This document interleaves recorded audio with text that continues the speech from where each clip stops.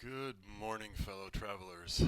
This is Matt from William Henry, coming at you at the end of yet another shelter-in-place week. This is 7 straight weeks. You can see it in my hair, if nowhere else. um, but I hope you're well. I hope you're safe. Hope you're feeling optimistic. And so for this week, I thought I would speak just briefly on the decision to start into writing instruments, into pens for William Henry. And it's funny, I was looking back and I realized that time really flies. It was 14 years ago now that I actually made that turn. And so we have made not a lot, but a range of really beautiful writing instruments for these last 14 years. We've got a dedicated shop just for pens and writing instruments, sort of adjacent to our knife shop and jewelry shop in Oregon. And I was, in the early 2000s, briefly William Henry made some much lauded and much missed kitchen knives. Uh, and I hit a point where I'd done sort of an initial round of production over the course of a couple years. And I had to decide to double down on it, and the doubling down to sort of take that next step was going to be a really substantial investment relative to the size of William Henry. And I had some concerns about that, and I had been thinking about pens, and I just, I can keep going with kitchen knives, and that's all I'm going to do for a little while because it's going to take a really big investment. Or I can look at taking the core DNA out of our, that time we didn't make jewelry, so out of our knife making, and try to bring that across in terms of materials and mechanism and craftsmanship and detail and what have you to pens, to another necessary accessory to our life that is functional art. And I decided to do that. So circa 2006 we built this pen shop and started learning what we needed to learn. Here's a couple really early prototypes of this piece in my left hand is a prototype of a material we never used, of an early design that we no longer make. It was called the RB5.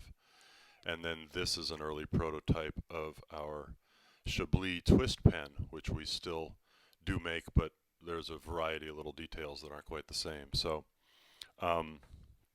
anyhow, these cool little pieces that I keep as mementos.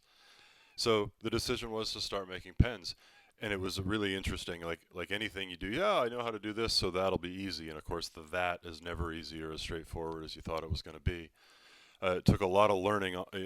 One of the things I really wanted to do was these crazy materials like dinosaur bone and Damascus and woolly mammoth tooth, and I wanted to be able to use those in pens. There were a lot of great pens out there from great manufacturers, but it was really a lot of the value add was simply in the artistry as opposed to the raw material that you're starting with, and that's always been part of William Henry's DNA, so that was my approach. But to figure out how to take these materials that we had learned to work with in terms of making a knife scale or an inlay into a money clip and be able to make really fine round barrels was a 2-year development process. There was no roadmap for that. So it was trial and error and a lot of really expensive broken things.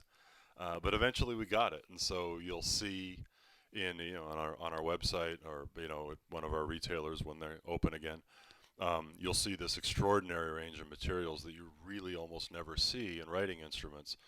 That's what I wanted to bring to it, and that's what we were able to. So very, very proud of the pens that we make. I love how distinctive and storied they are. I love how non-commodity they are, as in every single piece is unique because of the craftsmanship and the nature of the materials that we're using. Nothing against the premier brands like Mont Blanc, but one Mont Blanc to the next is exactly the same. It's a commodity, and no William Henry pen next to the next one is the same. It's the anti-commodity. Again, that sort of is one of the foundational aspects of the brand. So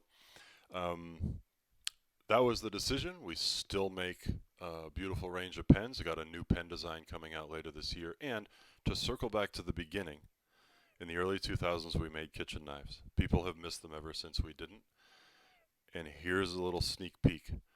I'm not going to show you yet, But in 2020, William Henry is getting back into extraordinary kitchen knives in a really big way.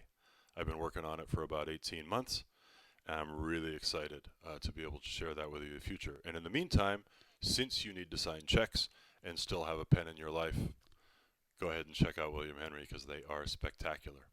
Thank you, thank you, thank you, as always, for bearing with me. I hope you have a great day.